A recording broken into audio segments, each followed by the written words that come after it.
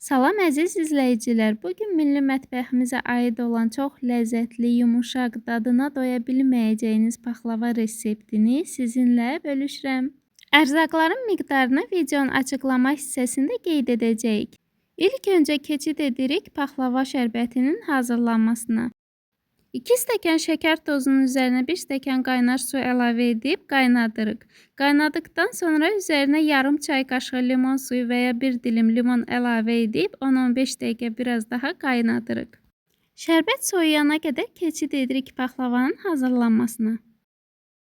Xəmir üçün bizə lazım olacaq ərzaqlar: 750 qram unun ortasında ovuq açıb üzərinə vanilin, yarım çay qaşığı şəkər tozu, çay qaşığının ucunda maya, 1 çimdik duz, 150 ml süd, 100 ml qaymaq, 3 yumurta, ikisi bütöv, birinin ağını xəmirə, sarısını isə üzərinə ayırırıq. 200 ml əridilmiş və ayranından ayrılmış ilıq kərə yağı əlavə edib xəmiri yoğururuq. Xəmir videoda göstərildiyi kimi olmalıdır. Xəmir hazır olduqdan sonra 15 dəqiqə gözlətməliyik.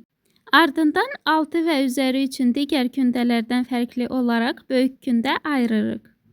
Qalan xəmirdən eyni ölçüdə 10 kündə hazırlayırıq. Kündələrin yaxşı yayılması üçün 10 dəqiqə isti yerdə gözlətməliyik. Ardından kündələri bir-bir yayıb yığırıq. Qeyd edək ki, alt və üst qisminin xəmirini yaydıqda undan çox az istifadə etməliyik. Yuxalar özünü tutduqdan sonra ilk qatını soba listinə yerləşdirib kərə yağı vurub hər tərəfinə yaxşı şəkildə yayırıq.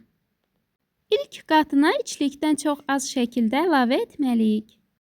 Ardından üzərinə digər yuxaları yerləşdirib hər qatına kərə yağı və içlik əlavə edirik. Ən sonda üst qatını yerləşdirib səliqəli şəkildə kəsdikdən sonra üzərinə yumurta sarısını əlavə edib hər tərəfinə çəkirik. Ardından üzərinə qoz, fındıq və ya badam yerləşdirib öncədən isidilmiş sobada 150 dərəcədə 40-45 dəqiqə bişiririk.